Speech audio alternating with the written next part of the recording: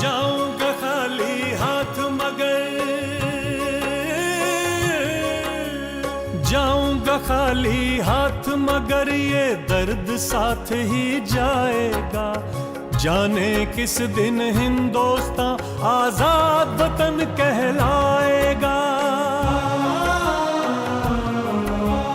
बिस्मिल कहते हैं हिंदू हूँ, फिर आऊंगा फिर आऊंगा, फिर आके ऐ भारत माँ तुझको आजाद कराऊंगा। जी करता है मैं भी कह दूं, पर मजहब से बंध जाता हूँ। मुसलमान हूँ, पुनर्जन्म की बात नहीं कर पाता हूँ। खुदा अगर मिल गया कहीं अपनी झोली फैला दूंगा। जन्नत के बदले उससे मैं पुनर्जन्म ही मांगूंगा। माफ कीजिएगा, मैंने आपको पहचाना नहीं। अरे भाई, आप अशफाकुल्ला खान यानी अच्छू मियाँ? वजह फरमाया, लेकिन आप? और मैं आपके दर्जा 4 तक हम जमात सैयद हबीब अहमद खान। सही पहचाना मियाँ। भैया, लल्लू खां का 5 साल का बच्चा एक पलंग पर और 4 साल की लड़की दूसरे पलंग पर। कमबख्तों ने लिहाफ से निकालकर ठंडे बर्फीले फर्श पर खड़ा कर दिया। हाय हाय, क्या क्या विपदाएं बीती हैं बहन तुम्हारे इस घर के ऊपर। अच्छा हाँ, पिछली मुलाकात में तुमने बताया था कि दिल्ली पहुंचकर अशफाक अनजाने में जाल में फंस गया। यानी उसके बचपन के दोस्त पठान ने उसे धोखा देकर पकड़वाने का प्लान बनाया और उसका असल मकसद उसके बाद का था। हाँ, मुझे लगता है कि इस मामले में अशफाक के दोस्त सैयद हबीब अहमद से ज्यादा शातिराना काम उसके अब्बा मतलब मुश्ताक अहमद ने किया। वो आदमी बहुत तेज था, शातिर था, पुलिस का चापलूस था और मौका परस्त भी था। हबीब मियाँ, मैं समझ कब आएगी? अरे गैर जिम्मेदारियां मुझे किस कदर परेशान कर रही हैं, इसका अंदाजा है तुम्हें? जी, मुझे भी अफसोस है कि मेरी गलती की। गलती? इसे गलती नहीं कहा जा सकता। तुम्हें खबर नहीं है कि अभी सरकार ने तुम्हें सिर्फ सस्पेंड किया है। कल मुकदमा भी कायम कर सकती है, परसों जेल हो सकती है, समझे? अब्बा, मैं वाकई में शर्मिंदा हूँ। आज दोपहर में जिसे घर एक जिम्मेदार सरकारी ओहदेदार के घर में ले आने की कितनी बड़ी गलती तुमने की, इसका इल्म है तुम्हें? मैं कुछ समझा नहीं। समझ में तो तब आएगा जब खोपड़ी में अकल होगी। तुम्हारी खोपड़ी में अकल नहीं, गोबर भरा हुआ है। किसे घर लेकर आए थे? अब मेरा दोस्त हम जमात हम वतन मुझे दफ्तर के बाहर मिल गया है सुबह। लेकिन जो उसने कांड किया है उसके बारे में इल्म है? क्या किया है उसने? वो एक खतरनाक मुजरिम है। सरकारी खजाने पर डाका डाला है उसने। पुलिस और खुफिया पुलिस पूरे 1 साल से दर बदर तलाश कर रही है। वो एक इनामी बदमाश है, पूरे 2000 का इनाम है उसके सर पर। अगर कल पुलिस वालों को पता लग गया कि हम देश के गद्दार को अपने घर में दावत पर बुला रहे हैं तो मुझे जेल में ही मिलना फिर। क्या मेरे अल्लाह, बाप ये सब क्या कह रहे हैं? जो सच है वही कह रहा हूं। अगर तुम अपनी नौकरी बहाल करना चाहते हो, सरकार के वफादार कहलाना चाहते हो, तो जैसा मैं कह रहा हूं उस पर अमल करो। जी फरमाइए, मैं हाजिर हूं। तो मेरी बात कान खोलकर सुनो। अशफाक उल्लाह खान का तुम्हारे पास पता ठिकाना तो है ना? जी हाँ, मेरे पास पूरा पता नोट है। शुक्र है अल्लाह का, तुमने एक अक्लमंदी का काम किया। मेरी बात गौर से सुनो, बैठो।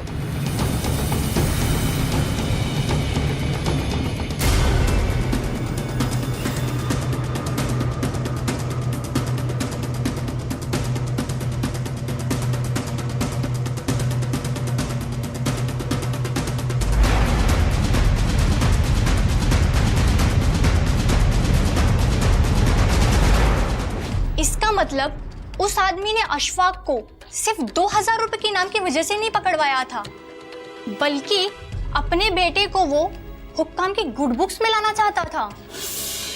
कुछ भी कहो यार, की तो गद्दारी ना, चाहे बाप ने की हो या बेटे ने। यार अशफाक इन दोनों बाप बेटों से दोपहर में मिलता है और अगले ही दिन पुलिस जाकर उन्हें गिरफ्तार कर लेती है।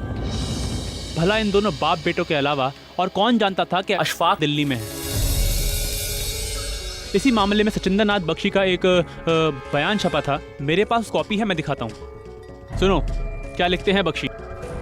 ब्रिटिश सरकार की ओर से अशफाक उल्ला खां की गिरफ्तारी के लिए 2000 रुपये का इनाम रखा गया था। इस इनाम के लालच में एक हम जमात, हम कौम और पठान हम वतन ने उन्हें गिरफ्तार करा दिया। अशफाक उल्ला खां को इस बात पर पूरा विश्वास था कि हम जमात की गद्दारी की वजह से ही उनकी गिरफ्तारी हुई। देखो, सच्चाई चाहे जो भी रही हो, लेकिन बाप बेटों ने गद्दारी तो की, तो अशफाक को गिरफ्तार करके जेल भेज दिया गया होगा।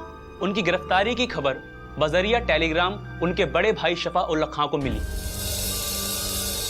दिल्ली में अशफाक ने ही अपने बड़े भाई का पता बैरिस्टर नूर अहमद को दिया था और ये कहा था कि उनको खबर दे दी जाए कि मैं गिरफ्तार हो चुका हूँ। जरा सुनिए बेटा। जी अम्मा जी। हाँ, अब तुम्हारा खाना तैयार हो गया है? जी अम्मा जी। नूर मियाँ आ गए? बस ये आने वाले होंगे। अच्छा, तो जैसे ही आ जाए उनको बहुत अच्छे से खाना खिला देना, और मैं अब जरा सोने जा रही हूँ। ठीक है। हाँ, तो जब आएंगे तो मुझे पता कर देना। जी अम्मा।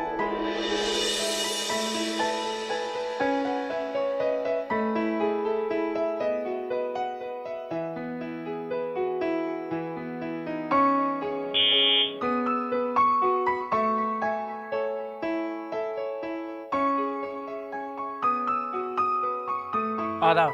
आदाब।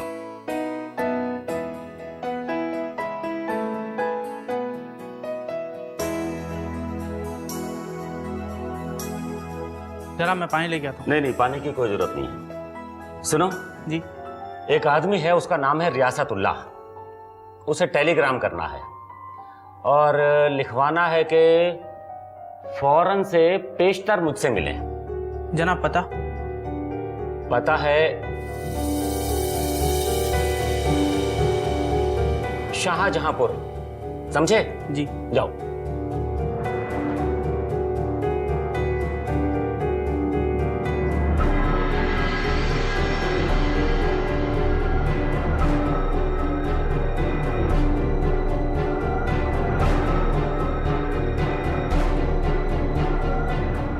बैरिस्टर नूर अहमद से अशफाक कहाँ और कैसे मिले? हुआ यूं कि बैरिस्टर नूर अहमद किसी और कैदी से मिलने के लिए जेल गए।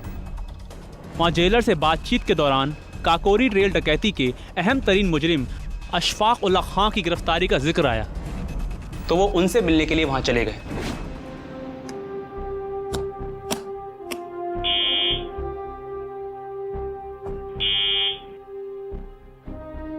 आदाब। आदाब। नूर अहमद साहब घर पर हैं? हाँ जी साहब घर पे हैं, आइए। तशरीफ रखिए।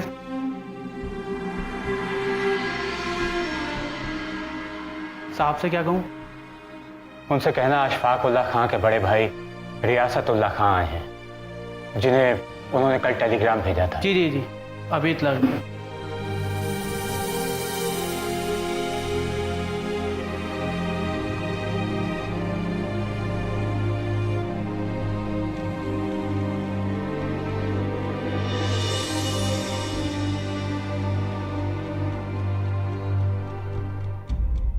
शुक्रिया।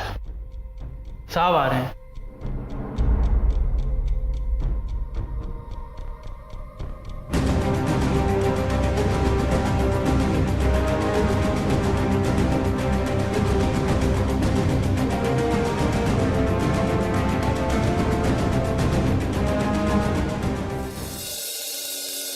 वाह वाह वाह वाह। सलाम। वालेकुम अस्सलाम। तशरीफ रखिए। जी शुक्रिया। भाई आपने तो कमाल कर दिया, टेलीग्राम मिलते ही आप दिल्ली पहुंच गए। जी मामला ही ऐसा था, जैसे ही आपका टेलीग्राम मिला घर में सबकी नींद और भूख प्यास सब गायब हो गई। मैं फौरन यहाँ के लिए रवाना हो गया। इस कदर परेशान होने की जरूरत नहीं है। अशफाक पर इल्जाम लगा है ना, जुर्म तो साबित नहीं हुआ है, आप फिक्र न कीजिए। आपके होते हुए फिक्र की क्या बात है। अगर अशफाक को दिल्ली में रखा गया और उन पर यही मुकदमा चला तो उनका केस आप ही लड़ेंगे, ये तय है। इत्मीनान रखिए, ऐसे 1000 मामलात हमने चुटकियों में हल किए हैं। अशफाक उल्लाह की जमानत भी हो जाएगी और जल्द ही उनकी रिहाई भी अमल में आएगी। जेल में अशफाक के साथ ज्यादा सख्ती तो नहीं की जा रही? सख्ती कैसी? जेलर अपनी ही कौम के हैं और मैंने उनसे नरमी बरतने के लिए कह भी दिया है। बैरिस्टर साहब, कोई रास्ता निकालिए जिससे अच्छू मियां को देख सकूं। एक जमाना हो गया है उन्हें देखे हुए। लो, ये क्या बात कर दिया आपने? ये ख्वाहिश आपकी अभी पूरी कर देते हैं।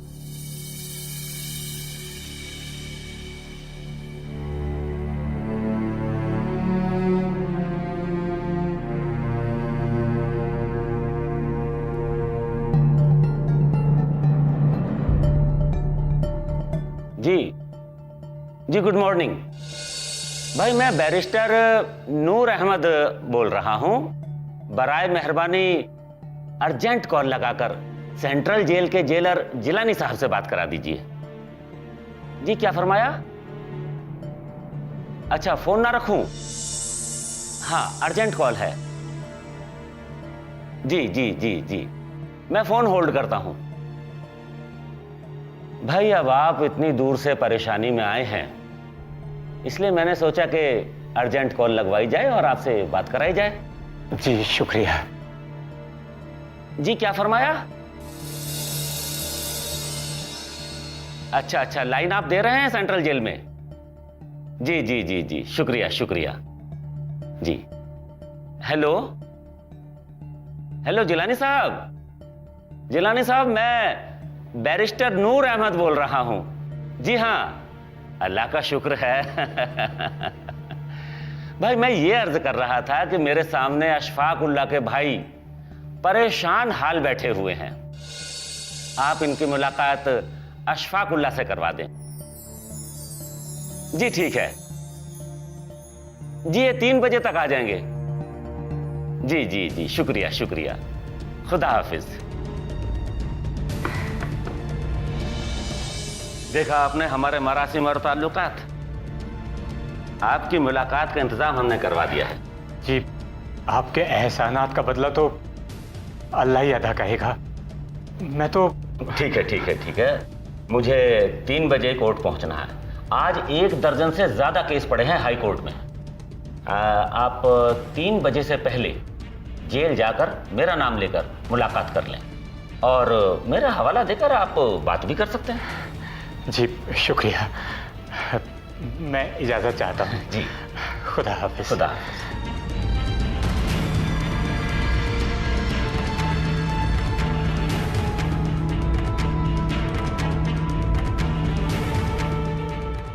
आगे क्या हुआ?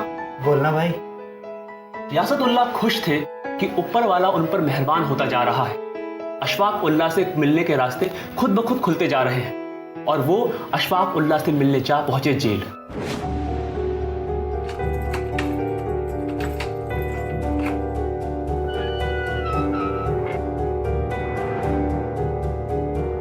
मुलाकाती, गौर से सुनो। तुम्हें 5 मिनट का समय दिया जाता है। इस दौरान कोई भी सियासी बात हुई तो तुम्हारी मुलाकात रोक दी जाएगी। हवलदार, ले आओ।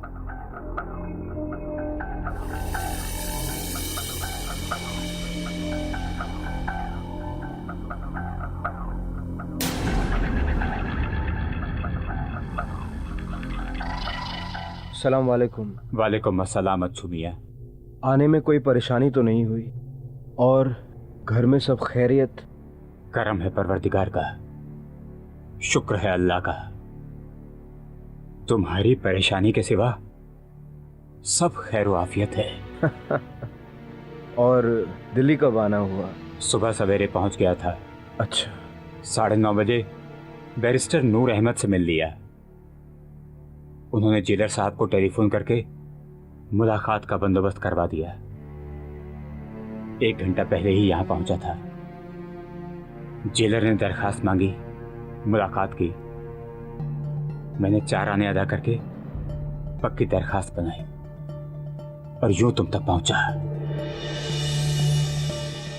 अच्छू मियां, तुम ठीक तो हो ना? तुम्हें यूं देखकर बहुत तकलीफ हो रही है। तकलीफ? वो भला क्यों? अपना हुलिया तो देखो, साड़ी नुमा बंगाली धोती, ये फटा हुआ मैला मलमल का कुर्ता, नंगे सिर नंगे पांव। या मौला, मैं किसी शादी ब्याह में तो हूं नहीं, जेल में हूं। घर जाइएगा तो वालिदा साहिबा को मेरा ढेर सारा सलाम कहकर सिर्फ अच्छी अच्छी बातें बताइएगा।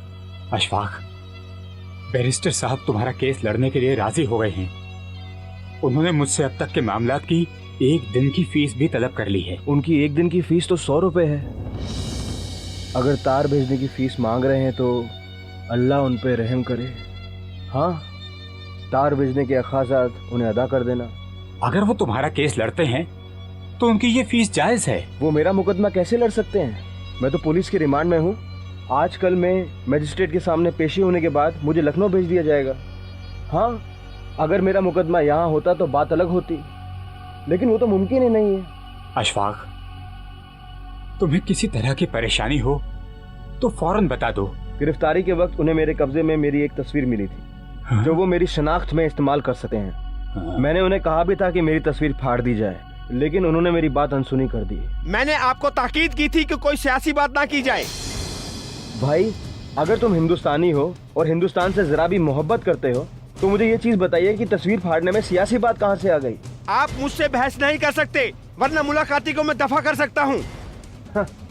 मैं जानता हूँ कि जवानी में खून ज्यादा गर्म होता है, लेकिन हमने ऐसा कुछ भी नहीं किया जिसकी वजह से आप हमें गर्मी दिखाएं। देखो भाई, मैं पहले ही बहुत ज्यादा परेशान हूँ, तुम मुझे और परेशान मत करो। भैया, अब आपने आगे के बारे में क्या सोचा है? अभी तो मैं यहीं दिल्ली में ही रुकूंगा जब तक तुम यहाँ हो। मैं भैया, आप बेकार में अपना समय बर्बाद कर रहे हैं। आप रात की गाड़ी पकड़ कर वापस चले जाइए। घर जाकर क्या करूंगा जब दिल ही यहाँ पर है? भैया, यहाँ रहकर आप मेरी कोई मदद नहीं कर सकते। मुझे जल्दी लखनऊ पहुँचा दिया जाएगा। आप घर चले जाइए और वालिदा साहिबा को मेरे ढेरों सलाम कहिए और उन्हें बताइए कि सब्र रखें और सब्र का दामन ना छोड़ें। परवरदिगार ने मेरी किस्मत में जो लिखा है वो तो होना ही है। मौत तो बरहक है, आनी ही आनी है। इसका इस्तकबाल करने का सलीका भी अगर इंसान को आ जाए तो सुभान अल्लाह। अच्छू मियां, एक बात कहूं, तुम अपनी उम्र से ज्यादा बड़ी बातें करना सीख गए हो। इतने इत्मीनान से, इतनी मुस्कुराहट के साथ ऐसी गजबनाक बातें कैसे कर लेते हो तुम? मैं तो बाल बच्चेदार आदमी हूं, मेरी तो रूह कांप जाती है। ऐसा नहीं है भैया, आप भी कम बहादुर और साबिर नहीं। और आप बस मेरी इतनी इज्जत रख लीजिएगा कि मेरी मोहब्बत में किसी से दबकर कोई समझौता न कीजिएगा। ये जान लीजिए कि मेरा फैसला लिखा जा चुका है और मैं किसी भी कीमत पर अपनी और अपनी वतन की रुसवाई बर्दाश्त नहीं कर सकता। मुलाकात का वक्त खत्म हुआ। देख रहे हैं ना आप, हर शख्स अपने आप को कानून से ऊपर समझता है, इसलिए निजाम में तब्दीली लाना। मुलाकात का वक्त खत्म हुआ, आप जाइए। भैया, आप घर जाइए और वालिदा की हिम्मत बढ़ाइए और बच्चों को समझाइए कि उनका चचा ना ही कोई गलत आदमी है, ना ही कोई गलत राह पर है। इसलिए उन्हें शर्मिंदा होने की कोई जरूरत नहीं है। मुलाकाती, आप बाहर जाइए। कैदी, आप अंदर जाइए। अच्छू मियां, खुदा हाफिज। खुदा हाफिज।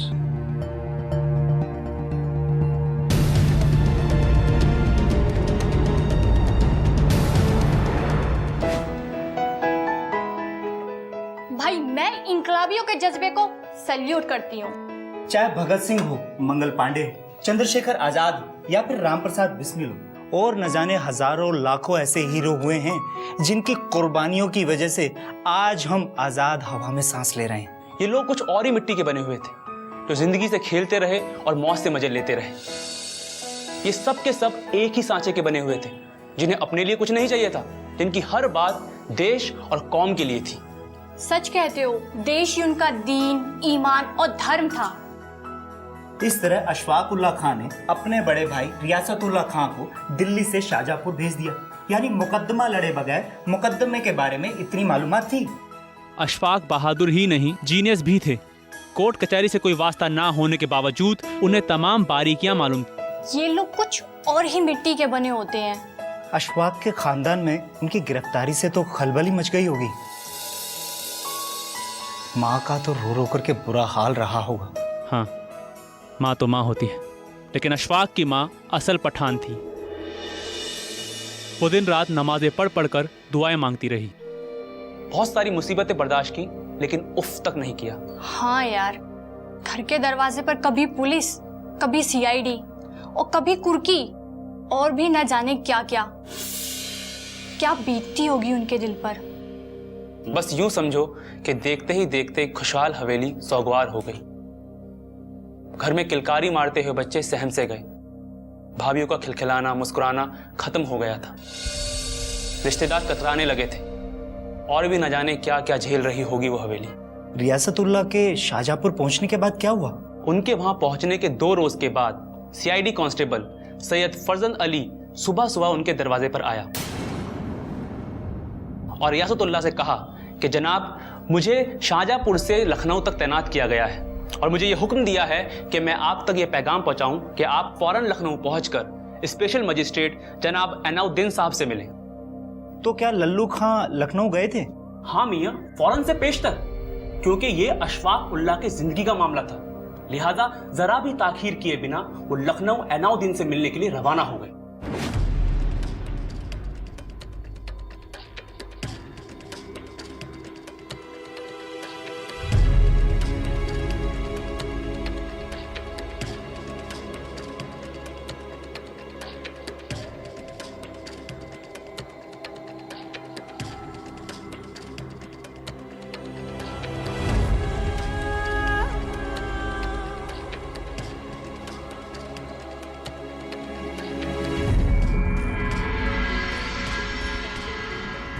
जी कहिए। साहब से मिलना है। आपका नाम? तसद्दुक हुसैन। आप रुकिए, मैं आता हूँ।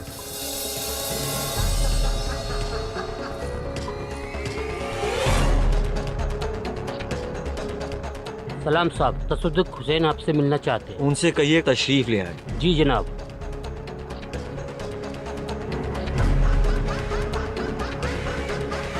आप जाइए। अच्छा।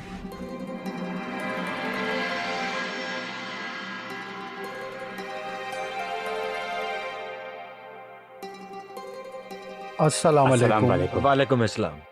आप लोग खड़े क्यों हैं? तशरीफ रखिए। शुक्रिया। अरे भाई शरबती। जी जनाब। जरा शरबत लेकर आओ। अच्छा जनाब। आपका हुक्म मिला और मैं उल्टे पांव दौड़ा चला आया। चूंकि आपसे हमारे पुराने मरासिम हैं, लिहाजा एनुद्दीन साहब चाहते हैं कि अशफाक उल्लाह का मामला तूल पकड़ने से पहले कमजोर हो जाए। आप दिल्ली गए थे, अशफाक उल्लाह से मुलाकात हुई? जी हाँ, जैसे ही उनकी गिरफ्तारी की खबर मिली हम दिल्ली गए और उनसे मुलाकात की।